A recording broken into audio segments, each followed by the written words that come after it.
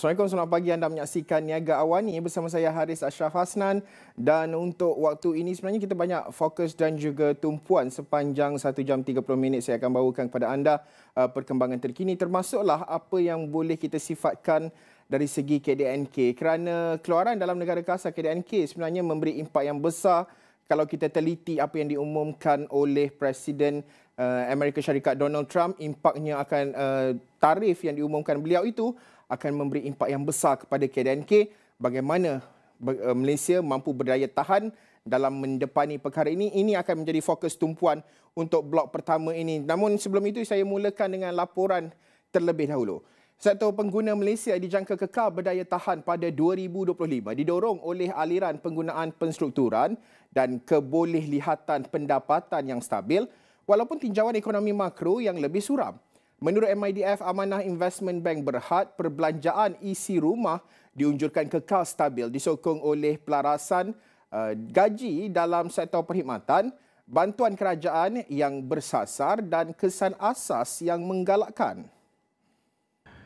Bank pelaburan itu berpandangan segmen barangan keperluan pengguna berkemungkinan mengatasi prestasi, mendapat manfaat daripada permintaan bukan budi bicara dan pendedahan terhad kepada kejutan luaran.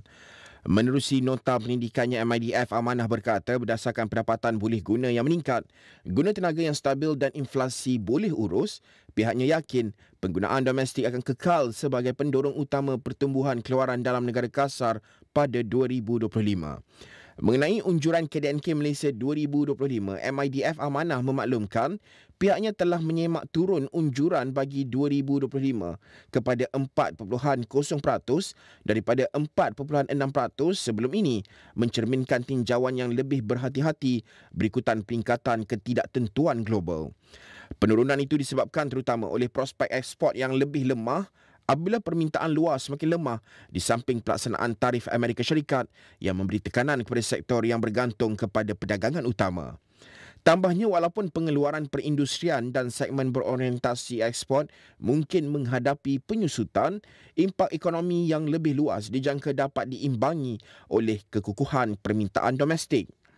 Pasaran buruh juga dijangka kekal sihat dengan kadar pengangguran diunjurkan pada purata 3.1% tahun ini disokong oleh pertumbuhan guna tenaga yang berterusan dan peningkatan penyertaan tenaga kerja. Walaupun inflasi dijangka meningkat didorong oleh rasionalisasi subsidi, inflasi makanan serta potensi peluasan cukai jualan dan perkhidmatan, tekanan inflasi keseluruhan berkemungkinan kekal dalam julat boleh urus dibantu oleh harga minyak mentah yang rendah dan indeks harga pengguna teras yang masih terkawal. Okey, baik. Untuk waktu ini kita nak meneliti kepada KDNK awalan suku pertama 2025 yang dikeluarkan oleh Jabatan Perangkaan DOSM pada Jumaat lalu. Ada beberapa angka-angka yang penting yang perlu kita telitikan sebelum kita bersama dengan penganalisis untuk melihat dari segi bagaimana KDNK suku pertama, jangkaan serta suku-suku yang akan datang melihat kepada faktor geopolitik dan sebagainya. Baik, kita lihat dahulu angka oleh Jabatan Perangkaan Malaysia DOSM. Kalau kita telitikan secara keseluruhannya, DOSM mengunjurkan dalam tinjauan awal ataupun KDNK awalan yang dikeluarkan, anggarannya adalah pada 4.4% dari segi pertumbuhan ekonomi Malaysia, sedikit rendah jika dibandingkan 5.0% pada suku keempat 2024. Permulaan tahun selalunya akan kadang-kala kita akan nampak refleksnya begitu. Kalau year on year, kalau kita bandingkan 4.2 pada suku pertama 2024 dengan anggaran awal suku pertama 2025 adalah 4.4% dengan nilai keseluruhan 414.9 bilion ringgit. Okey, ini adalah dari segi jangkaan dan juga bagaimana prestasi anda boleh lihat timeline perjalanan ini, bagaimana pergerakan suku ke suku. Tetapi kita perlu lihat dari segi sektor terlebih dahulu. Saya nak bawakan anda dari segi sektor. Secara keseluruhan, pembinaan terus dilihat akan menjadi penyumbang terbesar untuk suku pertama, 14.5%. rendah berbanding 20.7% pada suku sebelum ini, pada suku keempat 2024. 14.5% untuk suku pertama dengan anggaran 5.2% untuk sektor perkhidmatan, 4.2% untuk pembuatan, negatif 4.9% untuk pelumbungan dan pengkuarian. Bagi saya ada positif pro and cons-nya di sini kerana sudah tentu kita mula nak menggalakkan dari segi kelestarian, nak mula mengurangkan dari segi industri pelumbungan dan pengkuarian. Saya percaya ini juga antara disebabkan oleh dasar-dasar kerajaan, ini juga memberi cerminan kepada angka ini negatif 4.9, mengapa industri pelumbungan dan pengkuarian semakin menyusut sumbangannya kepada KDNK. Baik, kita lihat dari segi pertanian 0.7% dan bagaimana angka ini sebenarnya dari segi perkhidmatan dan juga mengikut kaedah pengeluaran ini akan memberi impak kepada suku pertama, itu kita nantikan angka rasmi. Baik, seterusnya kita nak meneliti dari segi pecahan, dari segi angka dan juga sumbangan. Kerana selain daripada kita nak tengok suku ke suku ini, kita perlu telitikan dari segi sektoral, sektor-sektor mana yang menjadi penyumbang kepada KDNK untuk tahun 2024 secara keseluruhan. Anggarannya 59.8% untuk perkhidmatan, 23% untuk dari sektor pembuatan, sumbangan sektor pembuatan, 5.7% pertanian, 6.0% pelumbungan dan pengkuarian, pembinaan 4.3%. Saya percaya 5.7% ini sebenarnya boleh pergi lebih tinggi lagi untuk sektor pertanian, tapi nampaknya angkanya lebih rendah untuk kali ini. Baik, ini dari segi angka awalan dan juga preliminary yang dikeluarkan oleh DOSM. Kalau kita nak perincikan secara keseluruhan, boleh saya anggarkan bahawa pertumbuhannya ini agak signifikan, tetapi perlu berhati-hati. Kenapa perlu berhati-hati? Kerana kita perlu melihat apakah selepas ini dan juga bagaimana angka-angka ini akan mungkin berubah timeline ini disebabkan oleh tarif yang diumumkan oleh Presiden Amerika Syarikat, Presiden dan juga bagaimana kita nak menentikan Trump akan menentukan dasar yang tidak tentu itu. Baik, untuk waktu ini kita nak terus sahaja meneliti berkenaan dengan KDNK dan juga bagaimana Malaysia harus bersedia menghadapi tekanan ini. Jadi bersama dengan saya secara dalam talian ketika ini, Profesor Madya, Dr. Irwan Shah Zainal Abidin, Fellow Bersekutu Kanan Institut Dasar Ekonomi dan Kewangan Universiti Utara Malaysia. Dr. Irwan, pertama sekali kalau kita telitikan anggaran awalan yang dikeluarkan oleh DOSM, pertumbuhan KDNK suku pertama jangkaannya lebih perlahan kepada 4.4%, ya, walaupun ianya masih lagi mengembang, tetapi ianya dibandingkan dengan suku year on year tahun lepas juga agak rendah sedikit. Dan ini merupakan kadar paling perlahan dalam tempoh setahun dan jatuh di bawah jangkaan kata penganalisis. Dan apa sebenarnya faktor domestik dan juga luaran utama yang menyumbang kepada penyederhanaan ini, dan adakah doktor menjangkakan aliran ini mungkin berterusan ke suku yang seterusnya?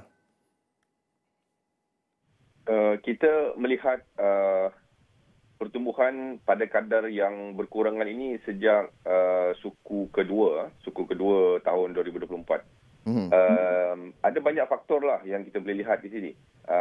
Tapi saya fikir apa yang telah pun kita lihat bahawa memangnya pada suku pertama tu adanya satu momentum yang perlahan lah. Dan ini kita boleh lihat pada suku pertama pada tahun lepas. Namun begitu, saya percaya bahawa ada beberapa faktor penting lah yang menyebabkan ini berlaku. Pertamanya, kita tahu bahawa keadaan permulaan yang tidak menentu akibat daripada kemenangan Presiden Donald Trump. Saya fikir itu memberikan juga kesanlah impak kepada prestasi ekonomi negara. Dan kita tahu bahawa anggaran awal ini hanyalah data pada bulan Januari dan Februari. Jadi ya, Januari dan juga Februari ya, untuk tahun inilah. Jadi kita belum lagi nampak impak sepenuhnya apabila semasa Liberation Day, reciprocal tarif yang diumumkan pada 2 April. Walaupun kita tahu ada penangguhan 90 hari semua, tapi itu semua kita akan lihat impak dia pada suku kedua. Jadi saya berpendapat juga di sini 4.4% ini bagi saya adalah satu data yang tidak begitu mengejutkan. Cumanya kerisauan saya adalah bila kita melihat pertumbuhan suku pertama berbentuk sukuan. Kita kena faham bahawa 4.4% anggaran awal ini adalah data pertumbuhan ekonomi suku pertama tahun ini berbanding dengan suku pertama tahun lepas. Saya fikir kita akan melihat data yang lebih agak membimbangkan apabila kita melihat pertumbuhan suku pertama tahun ini berbanding dengan suku yang sebelumnya, iaitu suku keempat tahun 2024. Dr. Irwan, saya nak bawa perbincangan kita moving forward menuju ke hadapan, kerana berbaki, maksudnya kita menunggu angka rasmi untuk Mac dan juga keseluruhan, jadi kita boleh dapat angka rasmi untuk suku pertama 2025 ini. Okey, itu satu perkara. Tetapi moving forward, ini antara ramai kegelisahan ataupun apa yang dibimbangi oleh rakyat, antaranya selain daripada faktor luaran yang ramai membincangkan seperti tarif oleh Amerika Syarikat dan juga perang dagang yang semakin memuncak antara Amerika Syarikat dan juga China, akan mungkin juga kos-kos input perniagaan juga akan semakin meningkat selepas ini. Tetapi antara kebimbangan adalah dari segi inflasi, mungkin susulan daripada perang tarif itu, tetapi juga mungkin ada faktor-faktor lain seperti hasrat pelaksanaan rasionalisasi subsidi bahan api RON 95. Adakah ini antara perkara-perkara yang boleh disifatkan perkara yang dibimbangi rakyat pada ketika ini, terutama kalau kita bercakap soal pendapatan, perbelanjaan rakyat itu, Doktor? Betul. Memang ini adalah antara perkara yang dibimbangi. Kerana kalau kita lihat laporan tahunan Bank Negara Malaysia pun jelas menunjukkan bahawa kadar pertumbuhan upah yang stagnan dan juga meningkat pada kadar yang kita kata berkurangan berbanding dengan peningkatan dalam harga barangan. Jadi apa yang disebutkan oleh Harits tadi berkenaan dengan pelaksanaan subsidi bersasar RON 95 memang akan menjadi kebimbangan rakyat, dan juga kita tahu inflasi import juga dijangka akan menekan rakyat jika reciprocal tarif itu diteruskanlah. Okey, tapi kita kena faham kalaupun reciprocal tarif itu mungkin dari segi perbincangan itu kita mendapat faedah, tapi kita kena tahu across the board 10% sudah naik. Jadi ini memang sudah akan menaikkan harga barangan secara keseluruhan dari segi inflasi importnya. Jadi pelbagai juga isu-isu domestik lah, seperti pelaksanaan dari segi tarif elektrik, tarif elektrik, begitu juga dari segi pengembangan pelaksanaan SST juga, saya fikir menjadi kebimbangan ataupun keresahan rakyat moving forward. Namun begitu, saya percaya bahawa kerajaan meneliti keadaan ini, dan kalau mengikut apa yang kita bincangkan pada hari ini, saya fikir isu utamanya adalah dari segi unjuran pertumbuhan ekonomi pada tahun inilah. Sebab 4.4% ini memang kita tahu bahawa di bawah unjuran Bank Negara Malaysia, iaitu 4.5 hingga 5.5%. Jadi saya fikir dari segi unjuran ekonomi itu, saya percaya seperti juga yang disebut oleh Yang Amat Berhormat Perdana Menteri, perlu dilihat semula, mengambil kira keadaan semasa. Baik. Doktor, bagaimana pula kita nak meneliti dari segi mungkin satu perkara pasukan yang melaksanakan ataupun yang nak pergi negotiation dengan wakil Amerika Syarikat, itu satu perkara. Kita tunggu apa keputusannya. Tetapi apa yang paling penting adalah, Doktor, bagaimana kita nak meneliti dari segi apa yang boleh dilakukan kerajaan dalam pada ketika ini. Sebagai contoh, mungkin perlu some adjustment, membuat sedikit perubahan dasar fiskal. Mungkin Bank Negara juga perlu menelitikan dasar monetary. Ramai juga bimbang, bagaimana kalau inflation US naik, Fed rate naik, adakah OPR kita juga akan naik. Jadi banyak perkara-perkara yang perlu diteliti. Bagaimana dua perkara ini, dasar fiskal dan monetary, perlu digabung jalin dalam nak memastikan bahawa rakyat sentiasa terbela dan tidak rasa tertekan teruk apabila akibat perang dagang dua kuasa besar ini, Prof? Jadi sebab itu penting untuk kita mengukuhkan ekonomi domestik kita. Sebab selain daripada mempelbagaikan dari segi pasaran ekspor kita, saya fikir kita boleh mengukuhkan ekonomi domestik kita lah. Seperti juga disebutkan tadi, dasar fizikal dengan dasar monetary memainkan peranan. Tetapi pelaksanaan dasar-dasar ataupun pelan-pelan yang telah pun dilancarkan itu saya fikir perlu dilihat dan dirujuk semula lah. Misalnya dari segi sasaran pertumbuhan ekonomi dalam kerangka ekonomi madani itu pun juga saya fikir kita perlu lihat dan mungkin menilai semula. Kerana kita tahu bahawa dasar ekonomi madani melalui dasar NIMP 2030 dan sebagainya itu, sasaran itu sehingga 2030. Jadi ini adalah masa Trump, dasar pentadbiran Trump. Jadi saya fikir di sana kita perlu buat adjustment dan selepas itu dasar-dasar yang lebih spesifik yang mengkhusus kepada pemerkasaan kebajikan rakyat, reformasi struktur seperti reformasi perlindungan sosial, saya fikir perlu difikirkan, dan kerajaan juga perlu melihat dari segi bagaimana dari segi hasil, jangkaan hasil yang juga kemungkinan akan mengalami pengurangan akibat daripada contohnya perkara-perkara yang akan dikurangkan dari segi tarif. Jadi dari segi sistem percukaian yang saya fikir lebih menyeluruh juga boleh dipikirkan. Kerana sekarang kita pun tahu, Haris, dari segi kita punya skop percukaian itu memang masih lagi sangat kecil lah berbanding dengan negara-negara luar. Jadi pelbagai saya fikir reformasi-reformasi yang berbentuk domestik yang kita boleh lakukan untuk memastikan bahawa ekonomi kita lebih resilient untuk mendepani cabaran global yang semakin tidak menentu ini.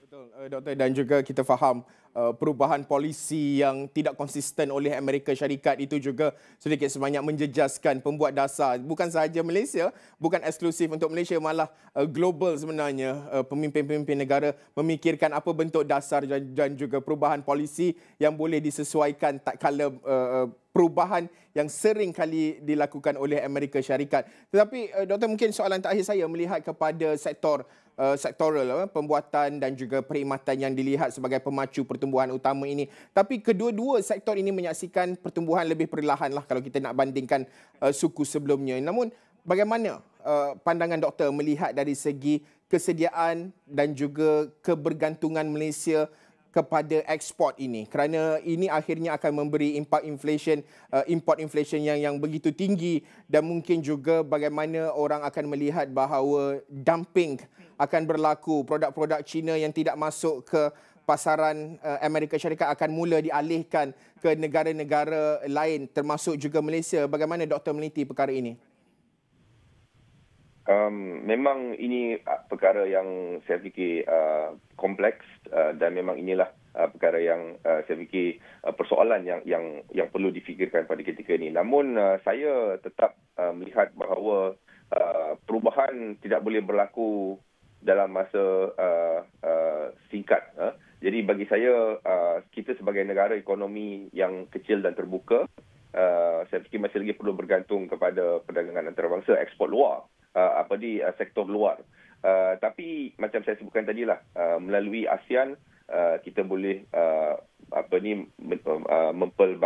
memperdalamkan lagi pasaran-pasaran ekspor kita dengan menggunakan blok-blok ekonomi perjanjian multilateral yang sudah pun ada. Tapi kita juga perlu memperkukuhkan dari segi selain daripada sektor perkhidmatan dan juga sektor pembuatan ataupun perkilangan, kita juga boleh memfokus kepada sektor pertanian kita.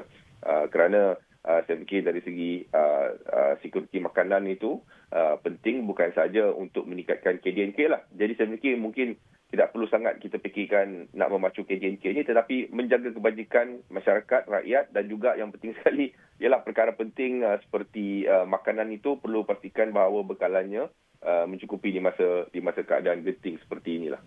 Ya, setuju apa yang dinyatakan oleh Dr. Akhirnya kebajikan rakyat, bagaimana rakyat menempuh waktu sukar ini, bukan saja kita memikirkan dari segi pentadbiran maupun polisi yang kukuh dalam mendepani cabaran global, tetapi rakyat itu sendiri kekal berdaya tahan dalam situasi tidak menentu ini. Terima kasih Profesor Madya Dr. Irwan Shazana Abidin, Fellow Bersekutu Kanan Institut Dasar Ekonomi dan Kewangan Universiti Utara Malaysia, berkongsi pandangan beliau berkenaan dengan KDNK ini. Baik, satu lagi laporan yang mungkin dilihat sedikit positif disebabkan oleh ketidaktentuan di Amerika Syarikat itu, di mana ringgit melonjak ke paras tertingginya dalam tempoh hampir 6 bulan berbanding dolar Amerika Syarikat pada sesi penutup Isnin, mencecah paras 4.36 di tengah-tengah kebimbangan terhadap tarif yang dikenakan Amerika Syarikat. Pada 6 petang Isnin, ringgit melonjak kepada 4.3670 per dolar. Sebelum ini, pada 28 Oktober 2024, ringgit mencecah paras tertinggi pada 4.3605 berbanding dolar Amerika. Ketua Ahli Ekonomi Bank Muamalat Malaysia Berhad Dr. Muhammad Afzal Nizam Abdul Rashid berkata, ringgit terus mengukuh berbanding dolar di tengah-tengah ketidaktentuan yang memuncak berhubung isu tarif. Menurut beliau, penggubalan dasar Amerika Syarikat yang tidak konsisten serta tindakan yang mencetuskan kemarahan sekutunya telah menyebabkan sentimen lemah dalam pasaran aset Amerika. Dalam erti kata lain, kata Afzal Nizam, keadaan sukar dan tidak menentu sekarang telah menyebabkan ramai yang mula mengurangkan pergantungan terhadap dolar seperti yang dilihat menerusi penurunan pegangan asing dalam bond perbendaharaan Amerika dan hasil perbendaharaan Amerika yang rendah. Justru ringgit dijangka terus mengukuh dalam tempoh terdekat ini dengan para sokongan segera ketika ini berada pada 4.36. Okey, kita nak tengok dari segi angka dan juga prestasi ringgit untuk waktu ini. Secara keseluruhan, jika boleh saya beri gambaran kepada anda, saya refresh lah supaya kita boleh dapat gambaran sebenar dan juga terkini dari segi prestasi ringgit semasa kepada anda. Pada ketika ini 4.379. Dalam laporan tadi kita bawakan 4.36. Sedikitlah menyusut, tapi secara keseluruhannya kalau kita bandingkan dari segi prestasi ringgit dengan paras yang memberangsangkan semalam, ditutup semalam 4.36, kalau nak dibandingkan secara keseluruhannya dari segi prestasi dalam tempoh 1 bulan yang lalu, ini adalah angka yang boleh disifatkan angka yang terbaik direkodkan ringgit, di mana kalau anda saksikan graf ini menurun, bermakna bahawa ringgit semakin mengukuh berbanding dengan dolar Amerika. Dan di mana kalau kita telitikan, ringgit melemah dalam tempoh sebulan yang lalu pada paras sekitar 4.5036. Ini adalah pada sekitar 9 April yang lalu. Bagaimana ianya memberi impak dan juga respon susulan daripada apa yang berlaku di Amerika Syarikat, ketidaktentuan dan juga bagaimana pasaran saham di Amerika Syarikat juga sedikit sebanyak memberi pengaruh kepada prestasi ringgit. Okey, 4.379 dengan akhir sekali pada ketika ini 4.3795, dan kita harapkan angka yang kekal positif untuk ringgit ini akan berterusan, di mana secara keseluruhan dalam tempoh 6 bulan yang lalu ringgit jelas kita lihat graf di sini berada dalam keadaan yang tidak menentu, dengan secara keseluruhannya kadar yang paling mengukuh ataupun kadar yang terbaik direkodkan ringgit adalah sekitar 4.36, dengan keseluruhan dalam tempoh 6 bulan yang lalu ianya berada pada ataupun yang terbaik direkodkan pada paras sekitar 4.33, iaitu pada Oktober 2024. Okey, baik, ini cerita berkenaan dengan ringgit. Saya nak bawa sedikit perkembangan dari segi Bursa Malaysia. Apa cerita Bursa Malaysia pada sebelah pagi ini? Kita refresh dan juga kita telitikan update Bursa Malaysia. 1485.92. Bursa Malaysia jatuh di bawah paras rintangan 1,500. Penurunan 13.55%, penyusutan 0.9%. Update berkenaan dengan Bursa Malaysia. secara keseluruhannya kalau kita telitikan dalam tempoh 5 hari yang lalu secara keseluruhan, ini adalah prestasi pembukaan pada sebelah pagi ini FBM KLCI 22 April jam 9.10 pagi tadi 1485.30 dan kita mengharapkan angka ini akan terus kekal positif, tetapi ketidaktentuan Bursa Malaysia ini juga memberi refleksi di pasaran Amerika Syarikat. Okey, baik, kita nak terus sahaja meneliti kepada apa yang dilaporkan ataupun impak berkait dengan perang dagang ini. Salah satunya adalah berkenaan dengan harga emas, di mana saya difahamkan harga emas mencatat paras tertinggi baru pada Isnin semalam apabila 1 aun mencecah $3,436.43 Amerika. Ia susulan ketidaktentuan dalam perdagangan global yang mendorong peningkatan permintaan terhadap aset pelaburan selamat. Dan setakat jam 7 pagi tadi, harga emas berada pada sekitar $3,412.97 Amerika selepas mencapai paras tertinggi sepanjang masa. Dan kenaikan lebih 3.66% pada Isnin itu dipacu oleh kebimbangan pelabur terhadap kemungkinan konflik perdagangan antara dua kuasa ekonomi terbesar dunia terus memuncak. Malah, kecenderungan Bank Pusat untuk menurunkan kadar faedah turut menyumbang kepada peningkatan harga emas. Dan selepas Bank Pusat Eropah menurunkan kadar faedah sebanyak 25 mata asas minggu lalu. Lonjakan harga emas semakin ketara selepas Presiden Amerika Syarikat Donald Trump mengumumkan pelaksanaan tarif timbal balik terhadap lebih 180 negara pada 2 April lalu.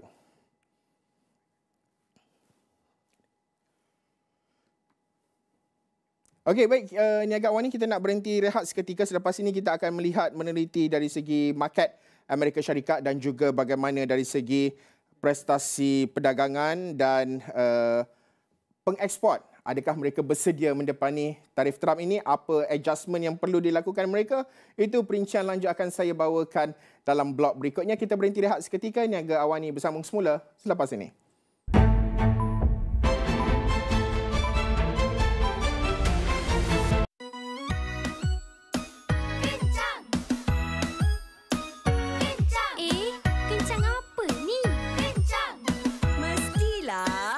Astro Fiber Wi-Fi kencang. Internet macam siput, asyik tersangkut-sangkut.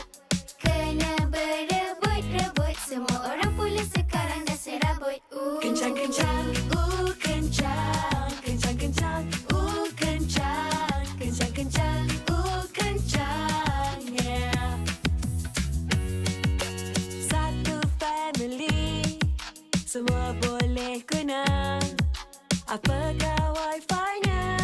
Wi-Fi kencang, itulah jawapannya. Kencang. Kencang. Wi-Fi kencang, tak sangkut-sangkut. 500 Mbps, hanya RM90 sebulan. 5 lelaki penghantar makanan didakwa di Mahkamah Magistrate Bangi atas tuduhan membunuh seorang pemandu kereta lelaki dalam satu kejadian. 4 sungai di sekitar kawasan perindustrian Pasir Gudang di Johor termasuk Sungai Kim Kim didapati tercemar dan berada pada tahap yang membimbangkan. Kerajaan sudah mulakan inisiatif untuk menggantikan kenderaan operasinya kepada kenderaan elektrik EV dalam skala kecil terlebih dahulu.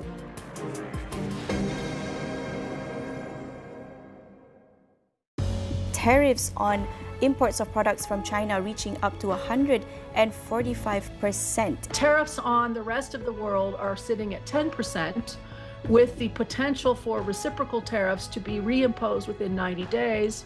Kunjungan rasmi Presiden China ke Malaysia ini menunjukkan komitmen kedua-dua negara untuk meningkatkan hubungan diplomatik ke tahap yang lebih strategik.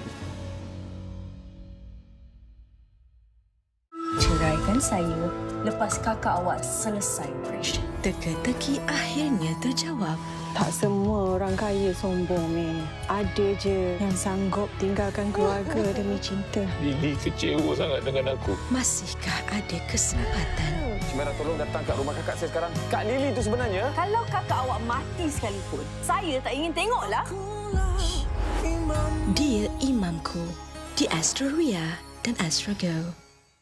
Malaysia sebenarnya berada di kedudukan kedua terburuk di dunia berkaitan keseimbangan hidup dan kerja. LRT3 sudah akan mula beroperasi suku ketiga 2025.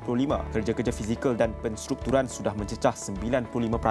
KPM sebenarnya sedang memperincikan cadangan untuk menyediakan allowance kos sara hidup tingkatan 6. Libat urus antara umat Islam dan agama lain penting supaya dapat mengelakkan ataupun membawa kepada Islamofobia. Kerana dia nak kena redo je ke? I harap Azim kena scam dengan perempuan lain. I ada idea. Kita rompak Aziman. Kak Di? Kau! Madam boleh kira full amount yang hilang minggu lepas. Eloi, I mau tahu dari mana duit itu datang. First Wives. Stream episod terbaru dahulu. Eksklusif on demand dan 9 malam di Astro Citra. Uniform Tentera Darat Malaysia TADM bagi peserta program latihan khidmat negara tidak seharusnya menjadi isu hangat.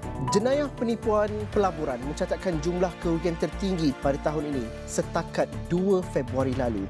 Kementerian Pendidikan memandang serius isu peningkatan trend penggunaan rokok elektronik. Lembaga Lebuh Raya Malaysia LLM memperluaskan larangan kenderaan berat memasuki lebuh raya pada waktu puncak di beberapa jajaran terpilih di sekitar Lembah Kelam.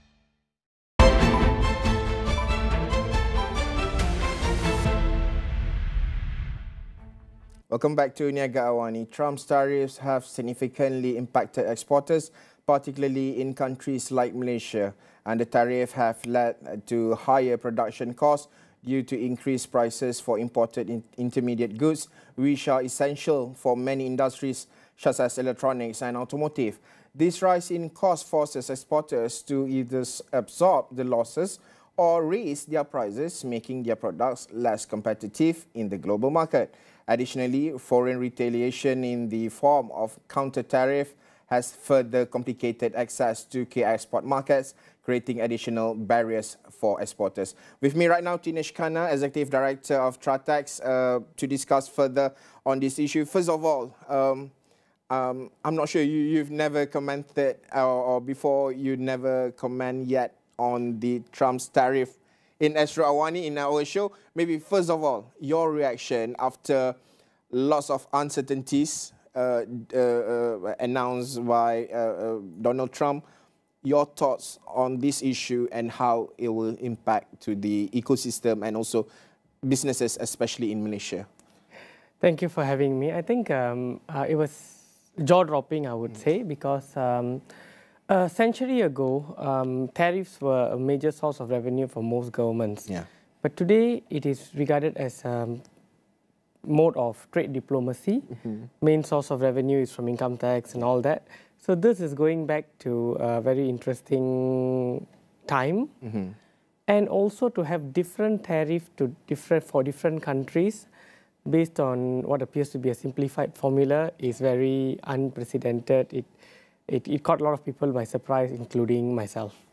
Yeah, Tinesh, maybe your thoughts. Does Malaysia really impose high tariffs on US goods as claimed by President Trump at the Liberation Day announcement? Is it, he mentioned that Malaysia was charged them 47%. Your comment on that? Okay, I think Malaysian tariff rate on imported goods, if you look good by goods, each product, we have tariff code, 11,000 tariff codes. Some goods are 10%, many are 0.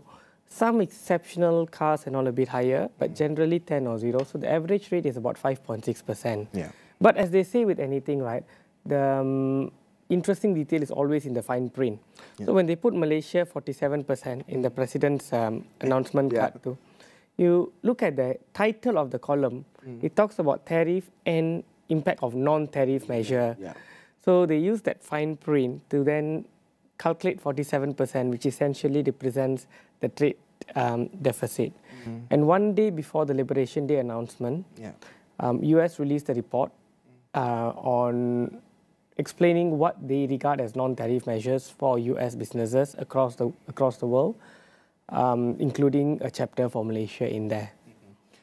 Tinesh, I would like to bring our discussion into companies, players, industrial players. how can Malaysian companies actually that especially that export to US minimize the tariff exposure?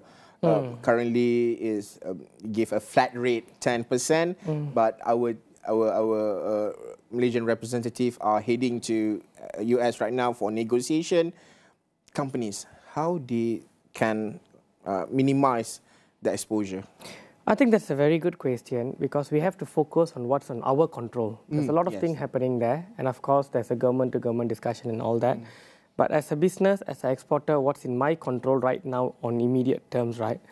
So if you have to make an export today to the US, we understand tariff is 10%, and the 10% is calculated as rate multiplied by value. Then the question is how to get the value as competitive as possible.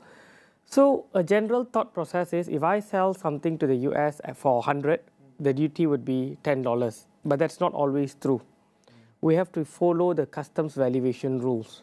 And US customs valuation rule is a bit more liberal from many other countries.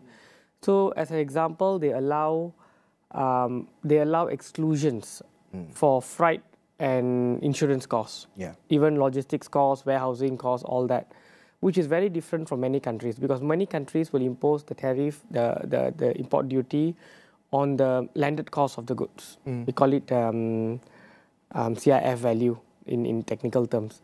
But US is different. They allow the logistic costs, freight costs, insurance costs to be excluded from the base. But for that, you must have the documentation proper. So what I'm saying is with the proper documentation, when your invoice is for 100, you could get 10% on 90 or 80 rather than 10% on the entire 100. So that preparation, documentation must be there. So that's one example. Another example, still on the valuation point, is a lot of time what happens is as a manufacturer in Malaysia, the manufacturer doesn't export directly to US. We use a trading company in the US, in Malaysia. So let's say X Sdn Bhd sell to Y Sdn Bhd, Y Sdn Bhd export to US. X could sell to Y at 80, and Y could be exporting to US at 100. So US adopts this first rule approach, whereby with right documentation, they allow the 10% to be imposed on the 80 rather than 100. But for all this, the Malaysian exporter must do correct preparation, documentation, and liaise with the shipping and aircraft, the shipping agent to make sure that's translated into real savings. One more thing on your point just now you mentioned is, it's a very interesting point, right? A lot of US exports, a lot of it may not be Malaysian headquartered companies. It can be Malaysian companies, but they could be investors of MNCs, particularly investors of US, which is a lot.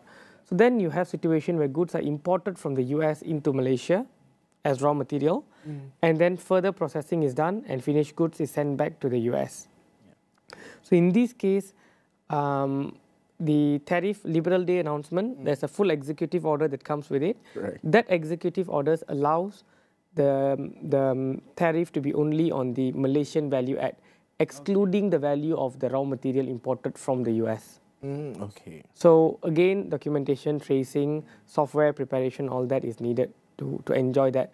So with all this, right, 10% could effectively mean far less than 10%. Because your invoice value and the value on which the tariff is imposed may be different, could be lower when we follow all these techniques, which are given by the US, but we must have proper documentation to capitalize on these benefits. That's number one. Number two, as we know, certain sectors are excluded from this tariff, reciprocal tariff. So that is at a broad level, but to actually enjoy the benefit, you must use the correct tariff code. So again, the tariff code, there's a lot of chapter notes, section notes, and all those things to be followed. The same product sometimes can have different tariff code depending on whether it's used for A or B and all that. So that's a very technical area. Again, trade and customs specialists, tax accountants can come in to advise on that, and that can bring down the tariff to 0% for certain goods. That sounds good, basically. Tinesh, one more issue that concern, especially among industrial players, is about dumping of goods from China. Could China manufacturers simply reroute goods through Malaysia to benefit from the lower tariffs compared to other countries, or there will be a big issue on goods dumping all products from China that cannot enter to US, then they divert it to Malaysia, for example. Yeah. Okay, I think that's a very interesting question. Maybe I split that question into two aspects: final product and intermediate product. Okay, so final product is consumer goods. So of course, the end of the day, US consumer market, if you look at it, the population is over 300 million. Yeah. The world population is about just below 5% of the world population. But of course, their spending power is higher, right? Spending power is higher. So when you factor it in, is there. So then for finished goods, if you don't export to US, question is, what does China do with excess capacity, right? Of course, they want to boost domestic consumption. We saw this announcement from the Chinese government earlier this week. They want to boost domestic consumption. But in addition to that, it's widely expected that they may flood the other markets. Yeah. And of course, ASEAN, China, we have a free trade agreement. So we also don't impose import duty on those imported goods there. So that concern is there, it's valid. And that is where even a Malaysian SME that is not involved in export will have to monitor the situation, because it affects of the imported products there, right? And of course, not just that. Even if you're a Malaysian company and you're exporting, but you're exporting only to Europe, for example, you still have to factor in this, because China's excess capacity will affect the third country market. So it kind of changes the dynamics. Also, the currency dynamic changes. So a lot of things to monitor there. Then the other aspect is intermediary goods.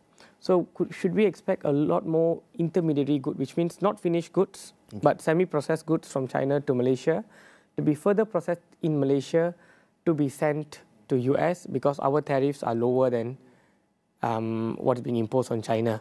Once it's over 100%, you don't need to monitor already lah. It's very high already. Yes. So then, in those kind of things, we have to see, in order to be regarded as originate from Malaysia, generally some amount of manufacture must happen in Malaysia, certain value add must be in Malaysia, and there's also a process to obtain the origin certificate from MITI. Yeah. And we must also bear in mind the origin rule in US is a bit unique as compared to the rest of the world.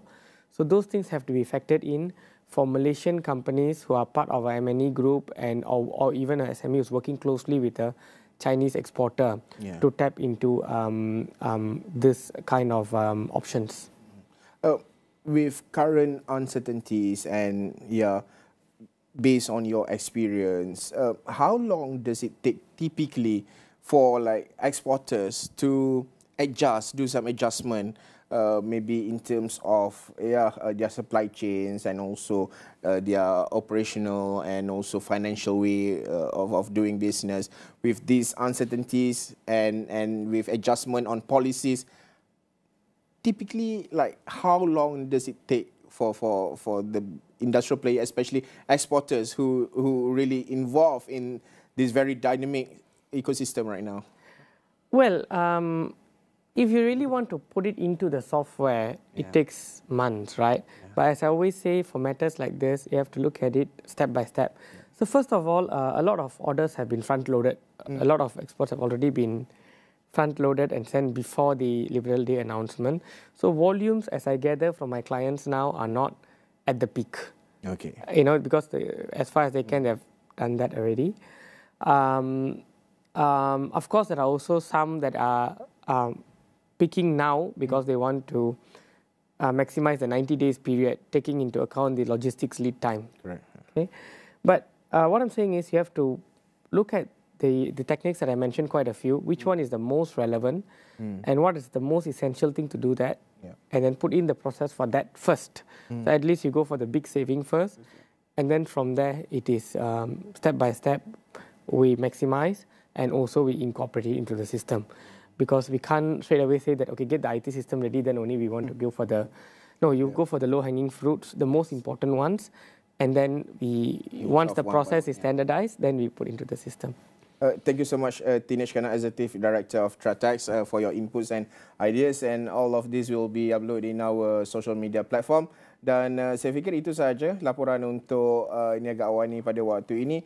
Saya Harits Asyraf laporan lain berkenaan dengan World Economic Forum dan juga Niaga Spotlight akan kita bawakan selepas ini.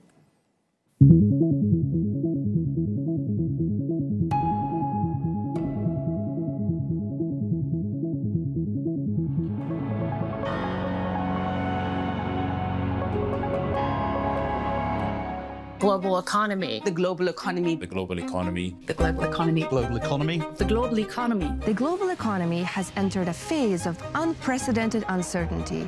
People don't seem to realize that we really are in the midst of this massive transformation. So what's driving this change? And how will major forces like trade shifts, changing demographics, and artificial intelligence shape our fast-moving world? Yes, we see some geo-economic fragmentation, but we don't see yet any deglobalization. We've asked some of the world's leading chief economists, working in both the private and public sectors, to look ahead and pick the trends they think will transform the economy as we know it. It's not that AI is new or machine learning is new. In fact, we all know that it goes back to the 1950s. What's new is the consumer orientation of that AI. These experts explain. The first trend that's on economists' minds is the changing nature of global trade. Trade is all about the exchange of goods and services. This process might seem as natural to our globalized world as travel or sending an instant message. If I had to make all of my clothes, all of my food, all of my housing, all of my shelter, and so on by myself personally, clearly this would be a disaster. So what do? I specialize in something, you specialize in something, and we exchange. I think it stands to reason that this is the absolute fundamental pillar of our prosperity. Now, international trade is just an extension of this very basic idea across international borders. But who trades with whom can be closely linked to geopolitics. Tariffs and protectionism are redrawing the map of globalization. They're causing what economists call fragmentation, where the world economy splits into competing groups instead of a single connected system. Chief economists agree that protectionism, a practice of restricting imports from other countries through tariffs, will cause a long-lasting change to global patterns over the next 3 years. But what we do see is trade reorienting around geopolitical lines. This is most obvious in the relationship between China and the United States. Since the first wave of Trump tariffs from the previous administration, the trade share, so bilateral trade between China and the United States has grown much more slowly than trade between either of these countries and third countries. When the WTO looked at the voting behavior of the UN General Assembly, it found that members were more likely to trade with countries they regarded as allies, a practice otherwise known as friendshoring. In the first quarter of 2025, the changing dynamics of trade relations between major powers like the US, China, the EU, Canada, and Mexico dominated the news. OSA says it remains to be seen whether trade tensions, particularly between the US and China, will lead to further fragmentation among other countries. One figure that most people don't know is that bilateral trade between China and the United States actually only accounts for less than 3% of world trade. So it generates 80% of the news, but only 3% of world trade, if you will. So I think it's safe to predict that trade tensions between these two countries are going to persist. I think the key question is this going to spread to other countries, or is this going to be contained to that bilateral relationship? A second trend economists highlight is demographic transformations. By 2050, the world's population is projected to reach 9.7 billion people. But there are major regional differences. The UN projects that the population of sub-Saharan Africa is likely to double, while the population of Europe is likely to shrink. At the same time, people aged 65 and above are the world's fastest growing demographic, which is already posing a challenge in caring for this group in regions like Eastern Asia and Europe. In terms of wealthy countries, you see an aging demographic where more and more of their working population is heading into retirement. But if you look around the world, particularly in Africa and Asia, what you see is a worker population that is growing into itself. Younger workers are becoming more and more a part of the prime working age. Around the world, the average population age is trending higher, with the number of people over 60 expected to double by 2050. There's 3 levels of infrastructure where you really see this worker shortage and an aging demographic come into play. It's the financial infrastructure. For example, there's not enough accountants. It's the care economy infrastructure. So there's not enough nurses and healthcare workers or even babysitters for the population. And then there's the actual physical infrastructure. So here you think about specialized trades or construction. According to recent research, 63% of businesses say their most significant barrier to growth is the inability to attract the right workers. Richardson says making these soon-to-be in-demand jobs more sustainable and attractive to prospective workers is key to keeping workforces resilient even as more people retire. And this is where skills and upskilling is going to be so important. Not just creating jobs and skilling workers in these specific areas, but allowing workers the mobility to progress in these areas so they won't leave. They won't leave healthcare or accounting jobs and go to more profitable places because they see advancement and potential in these areas. Artificial intelligence, experts argue, will play a key role in reshaping these jobs, and many others. That's the third trend economists are watching closely. Generative AI is making us rethink the concept of productivity. Usually we think about productivity, about producing the same with less or more with the same. I think generative AI is making us think that productivity is more like producing better with less. Take AI agents, for example. They can be autonomous bots or even entire systems that can learn from their environment and help us, say, tick off the objectives on our to-do list without constant reminders. They have the potential to drastically improve our productivity or absolve us from certain tasks altogether. But these technologies should not lead to a loss of jobs. Richardson says productivity is also about companies providing the right upskilling pathways so that employees can grow their careers. It's becoming even more important to be in a world where companies are invested in their talent, in human capital, moving from just managing workers to developing workers. So where does that leave us with AI? Will it make us more productive at work? There's a famous economist from MIT, Robert Solow, won the Nobel Prize for Growth. He was talking about computers in the 1980s. He said, we can see computers everywhere except in the productivity data. So it took a while for those effects to show up. It may show up sooner for AI. The view seems to be that the impact of the technology may be a bit more rapid than we saw for computers. But I think directionally, we're all pretty confident we're going to see some sort of improvement coming out of AI. Generative AI could contribute $4.4 trillion annually to the global economy, reshaping industries and international trade as it develops. In a 2025 survey of businesses, 86% of respondents said AI could transform their work more than any other technology trend such as robots, semiconductors, or quantum. It's not just about the great tech. You need workers to be able to incorporate that tech and actually become more productive. And if there is a chasm between the tech and the people, then you won't get the productivity enhancements that lead to a thriving labor force. No expert can know for certain how these trends will change our societies, be it trade shifts, changes in demographics, or the rise of artificial intelligence. We are rethinking the way our industries and sectors should be running.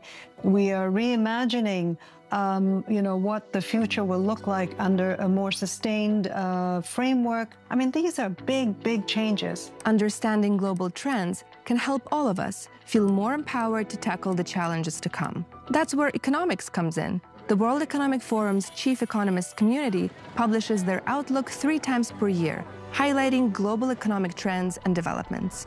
We have to make it more human, right? That this is the making a prosperous society and a sustainable society and increasing the size of the pie and making sure the distribution is just, however we want to define that. That's sort of the language we should be speaking.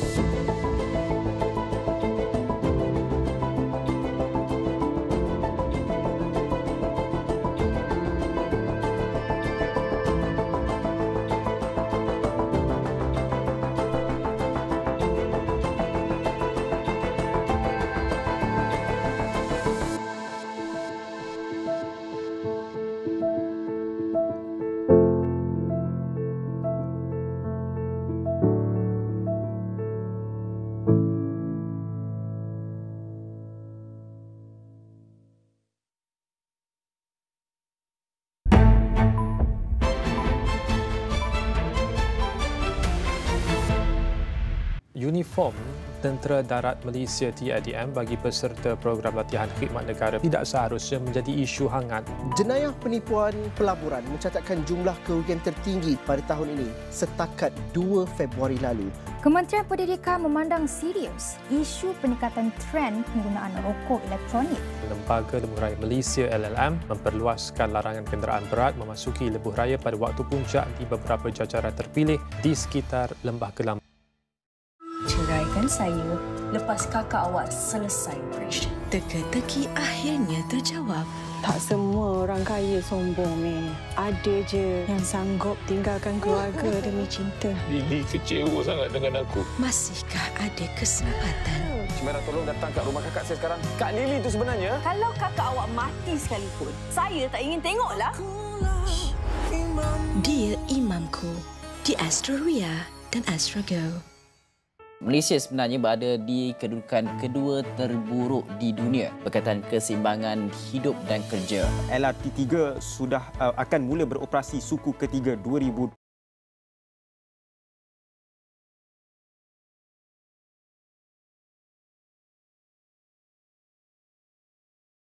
Tingkatan 6, melibat urus antara umat Islam dan agama lain penting supaya dapat mengelakkan ataupun membawa kepada Islamofobia.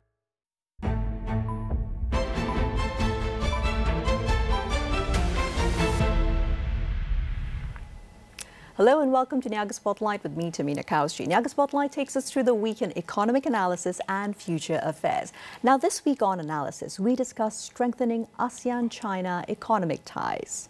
Well, as President Xi Jinping wraps up his three-nation ASEAN tour visiting Vietnam, Malaysia and Cambodia, he's not just signing memorandums of understanding, he's signing a manifesto for multilateralism. In a world where unilateral tariffs and trade wars are the new normal, Xi's message is clear: cooperation over coercion. Now, in Malaysia, the ink dried on 31 memorandums of understanding covering everything from green development to digital economy. That's not just a deal, that's a commitment to sustainable growth. Prime Minister Anwar Ibrahim, ever the pragmatist, emphasized that Malaysia's foreign policy will remain balanced and inclusive. He reaffirmed Malaysia's commitment to the One China policy and underscored the importance of ASEAN centrality in a shifting global order. Prime Minister Anwar's vision, a region where no nation, regardless of size, dictates the terms of engagement. Now, this visit, of course, comes on the heel of President Trump's Liberation Day tariffs and the subsequent 90-day suspension. While Washington plays chess, Beijing is playing bridge building, connections, not walls. In Cambodia, Xi's visit is a reminder that infrastructure is the backbone of economic diplomacy. Discussions centered around the $1.7 billion Funan Tico Canal project, with China poised to cover 49% of the cost. It's a partnership, not a bailout. So, as ASEAN prepares to chair the world stage, the message is unmistakable. Unity, not division. Collaboration, not confrontation. Now, in the grand tapestry of global politics, ASEAN and China are weaving a narrative of shared prosperity. Chin Duo-Su, Senior Fellow with Pangwal Institution, a Beijing-based think tank, joins me now online to weigh in on strengthening ASEAN-China economic ties. A very good morning. How are you doing, Chin Duo? Thank you for having me. I'm good. Fantastic. So let's get the discussion started, Kunjo. I'd like to focus first by beginning on talking about beyond bilateralism, and can ASEAN-China economic integration lead to a new multilateral model? Perhaps a couple of thoughts on this to get the conversation going.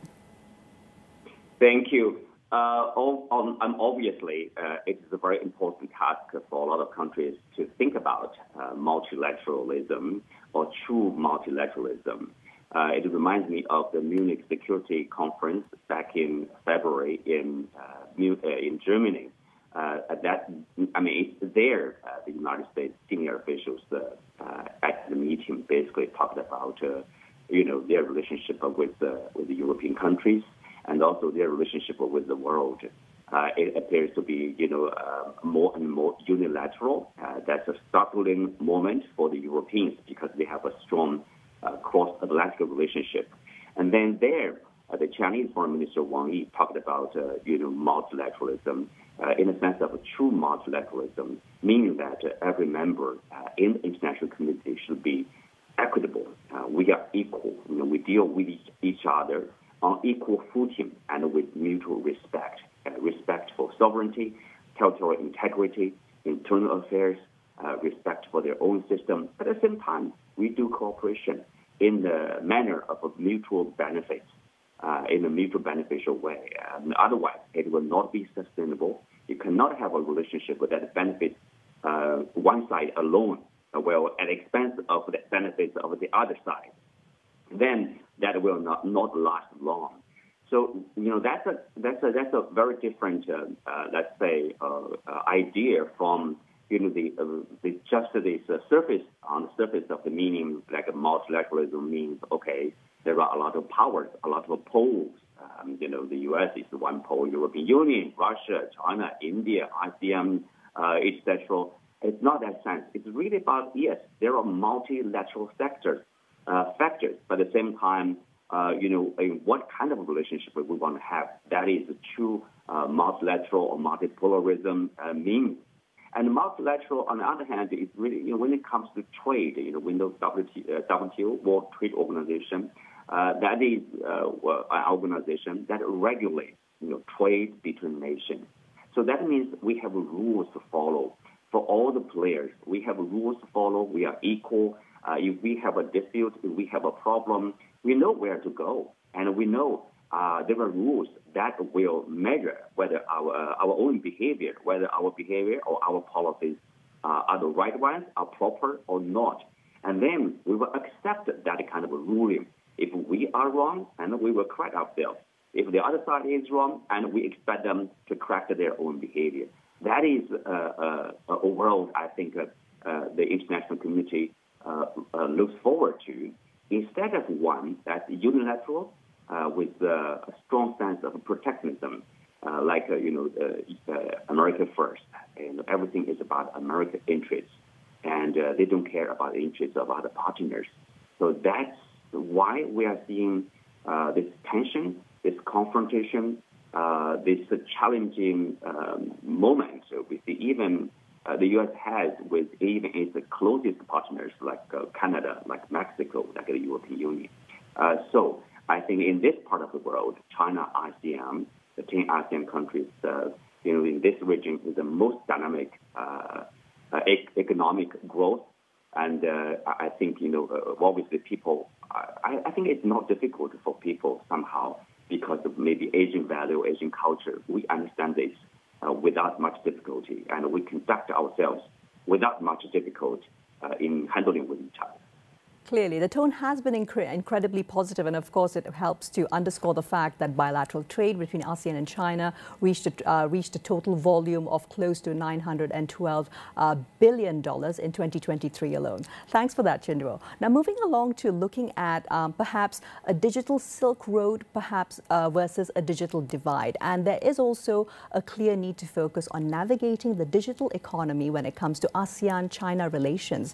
Now, both regions, of course, Chindro, are investing heavily in our digital infrastructure. So how can we then ensure equitable access and avoid exacerbating the digital divide? This, of course, coming from the fact that across ASEAN, the rate of digitalization, of course, differs. Some thoughts on that? Mm-hmm. Well, that's an important task. Internationally, when we talk about digital divide, usually we refer to some countries are in a leading position, other countries are lagging behind because of lack of technology transfer, lack of technology sharing with the poorer countries or less developed countries in that area. Inside the country, we often say, different regions because of economic reason. Some regions are more advanced, others are less developed, and then there's a problem. I think inside the country, it's really about, we saw poverty alleviation or equality or equal access to internet, for example. Once people have the access to the internet, they, in particular the young people, will be able to figure out, what's the best technology I can access to, how can I use this technology for my purpose, for my business, and for my study, for example. So if you look at what's happening in Africa, that is the case. People, also in China's case, China basically leaped forward from, you can say the diesel fueled cars leap forward from its fixed phone line to mobile and to EV respectively. And in this sense, on the international platform, I would say it's about the technology sharing. For example, like let's say artificial intelligence. In the use of artificial intelligence, large language model, ChatGPT or DeepSeek is a bit different. ChatGPT is a commercial product. It's really about their purpose, obviously, is a commercial commodity. Commercial body, entity, their purpose is profit, is to make money. DeepSeek, of course, is also a private entity in that sense, but its technology is open source. It is open source, meaning that everybody can access the DeepSeek, and everybody can train in their own sphere of that expertise in their own technology area, and can train the large language model to work for their study, for their research. Many countries, many people are using DeepSeek. That's part of the sense. And then in a large sense, you can say that the Chinese side promotes the idea of sharing with its partners in terms of technology. China is ready to do technology transfer along Belt and Road Initiative, for example, partnership there, as long as that works for the partner side, for the country. And also, some people would call it Chinese modernization. It's an open source modernization. When China, let's say, get rid of the poverty and develop fast in terms of modernization, and it tries to share, what it has experienced and what worked and what it has to share with its partners. In this sense, of course, ASEAN countries like, artificial intelligence, digital technology. We are talking about, that's part of the 31 MOUs between China and Malaysia. It's also part of the cooperation between China and Vietnam, for example. So it's really about whether we are there with all the conditions, right or not, to work on the digital area or artificial intelligence. I think that's the mind, the open-mindedness in terms of when it comes to partnership in this region. Absolutely, and thank you also for raising the topic of DeepSeek, which of course leads to more digital autonomy, and at the same time ensuring that data center investments, for example, are also done on a sustainable scaled model. At the same time, of course, ASEAN is also negotiating the Digital Economy Framework Agreement, DEFA, which hopes to unlock up to $2 trillion in digital economic value, and this over just the next 5 years or so by 2030. Thanks a lot for those insights, Chinduo. Let's move on into looking at, of course, green growth. Now, another topic, you can never let it go when you're talking about sustainability. Let's look at the fact that there are numerous green development projects which have been initiated. But however, what mechanisms could be put in place from your perspective to ensure their long-term environmental sustainabilities? And how can both parties, ASEAN as well as China, balance economic growth with environmental preservation in our collaborative efforts? Well, it's a big question. That's a question, a topic for the global community, obviously. If you take a closer look at the Chinese development path in terms of green technology, that goes back at least 2 decades ago when China made plans to green its economy for green development. The world, most of the world noticed very little about what's going on inside China.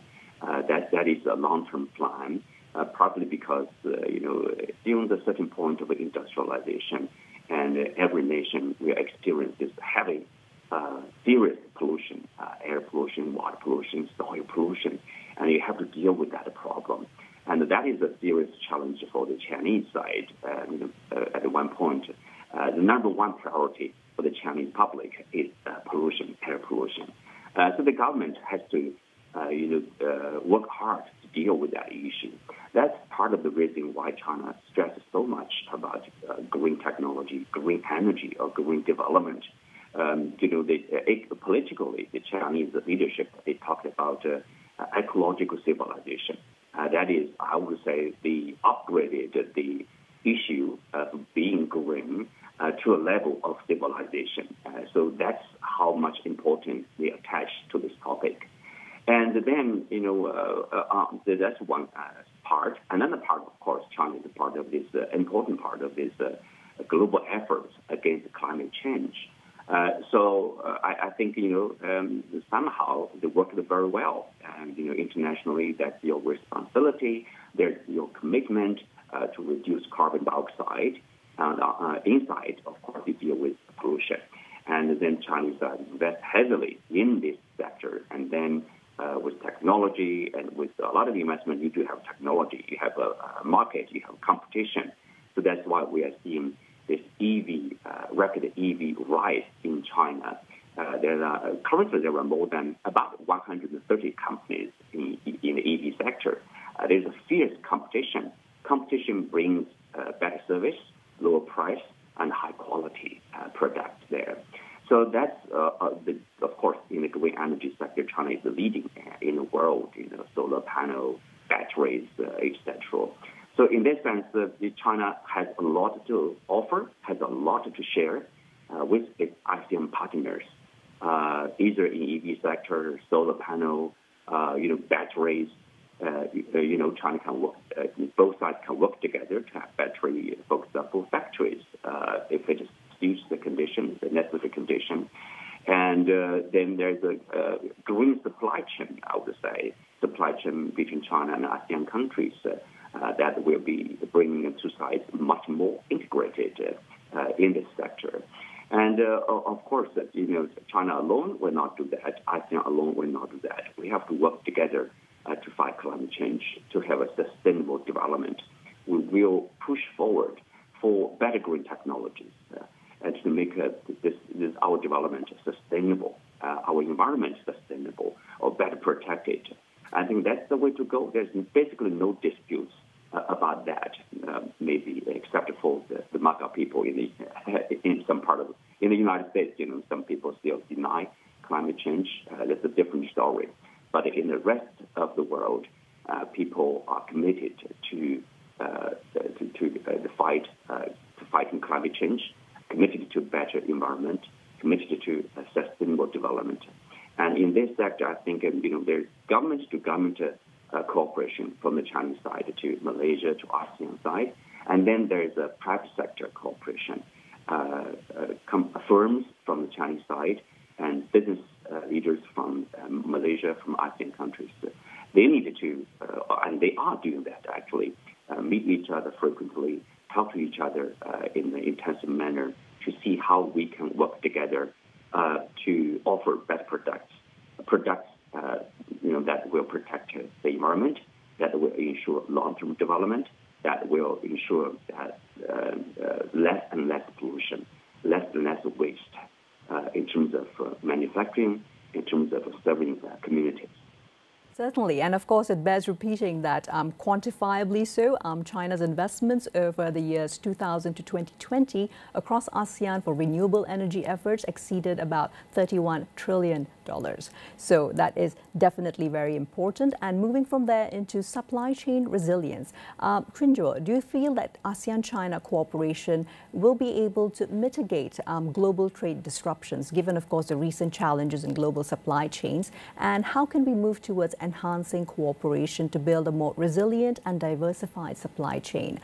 Perhaps we could discuss a little more on the Belt and Road play and how these initiatives come in for this context. Yes, I think it has different aspects. On one hand, resilient global supply chain, it requires, of course, infrastructure and connectivity. Physical infrastructure, you want to have better roads, highways, ports, and then I would call it, let's say, non-tangible connectivity or infrastructure, financial infrastructure, for example, or digital infrastructure, etc. That's very important for connectivity inside a country and also in the region, or in this sense, China and ASEAN countries. That's connectivity. Infrastructure resilience, why we are talking about that, partly because of the pandemic, partly because of this geopolitical tension. Somehow some countries decided to, reroute their supply chain or rewrite supply chain, so-called friendshoring or nearshoring. That's a change of global supply chain. It brings disruption, unfortunately, to the global community. And then for countries that are concentrate on free trade and multilateralism, so they are talking about resilience of global supply chain or of regional supply chain, either way. And then in this sense, China and ASEAN is, I think, global supply chain, of course, you have one place that's the starting point, and then there's a end place, probably you can call it consumption market. Currently, there's probably, in a sense, there's heavy reliance, I'll call it over-dependence on the U.S. market, our final product. Chinese final product, Vietnamese final product, etc., ASEAN countries, the final product often lands in the U.S. market. That gives the U.S., of course, a lot of power. They have the consumption power. Gives them the power to impose tariffs on countries like China, like ASEAN, Cambodia, Vietnam, in this part of the world, Japan, South Korea, basically every country, Australia, etc., or Singapore, despite the U.S. The fact the U.S. enjoys, trade surplus with Singapore, with Australia, they still impose 10% tariffs.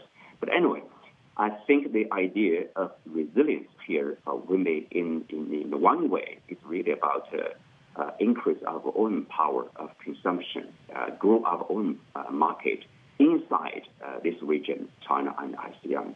On the Chinese side, of course, China has made it a priority to boost domestic consumption, not only consumption of Chinese goods, but also consumption from other parts of the world. That's we call import, of course, in terms of trade.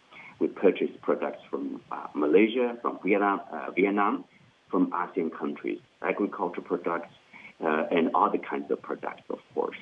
And this, and then there's the idea of the region-wide consumption increase.